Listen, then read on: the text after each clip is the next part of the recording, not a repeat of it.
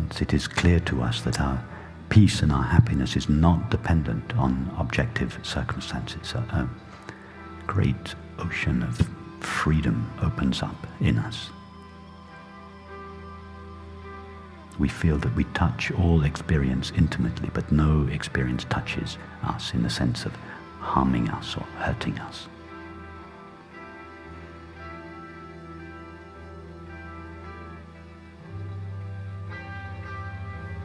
We are totally open to all experience, but cannot be harmed or hurt by any experience.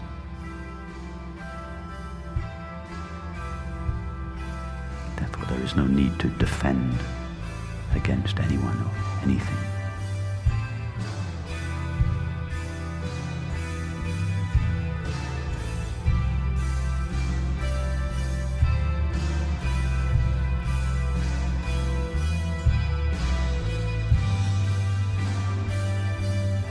Even if you were to acquire the experience, the ultimate experience for which you long, you wouldn't want it for long.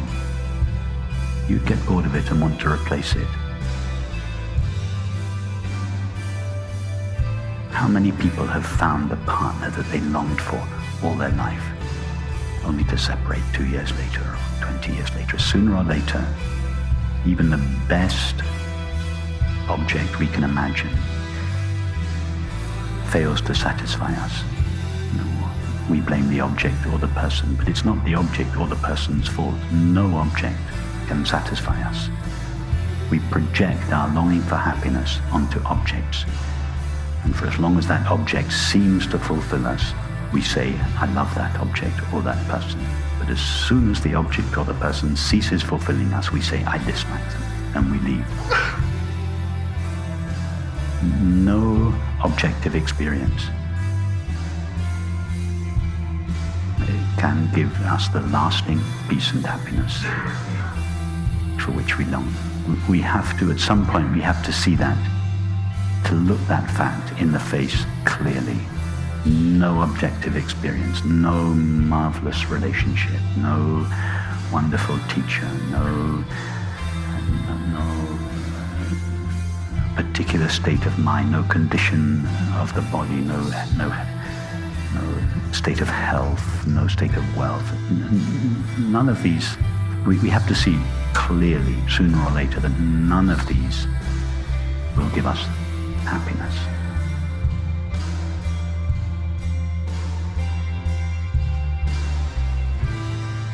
As long as our desire for happiness is invested in objective experience, we will always be trying to replace this experience with that experience.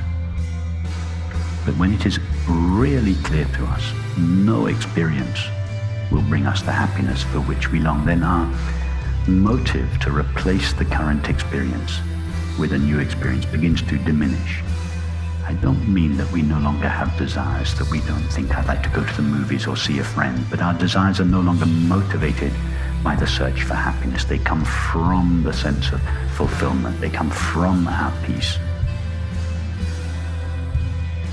But that's what I meant when I said this is as good as it gets. This current situation, there is nothing that is not present in our current situation that would prevent us from being fully happy in this moment, and that is true of every moment. And every situation. And every situation.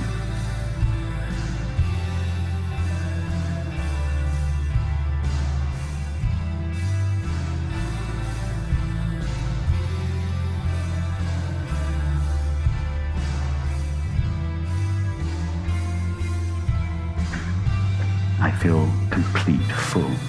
I don't need anything to fulfill me or fill me up. To move through the world from that point of view.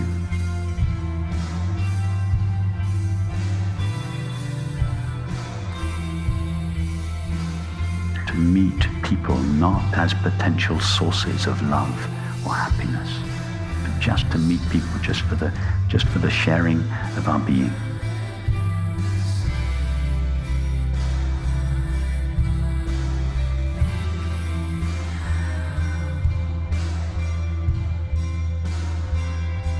just see that what you essentially are, this naked being, is inherently fulfilled. No thought, feeling, sensation, perception, activity, or relationship that any of us have ever had has ever added anything to our essential being. Our essential being is in exactly the same pristine condition now as it was when we were 5-year-old children. Nor has any experience, any awful or painful experience, diminished or harmed or hurt ourselves. All that is necessary is to see clearly, see that ourself is self-fulfilled. It is not fulfilled by an object or another. To know that that is the place of peace, that is the place of resolution, that is the place of fulfillment. And to stand as that, not to move towards that in your life, but to stand as that, to move from that. You can still desire activities and relationships, and enjoy activities and relationships and thoughts and feelings, but not as a source of happiness, as a means of expressing and sharing and celebrating your happiness. And when I say happiness, I don't mean that you have to be singing and dancing. I just mean the sense of being at ease. What Jean Klein called the ease of being. Simply, there's nothing missing in this moment.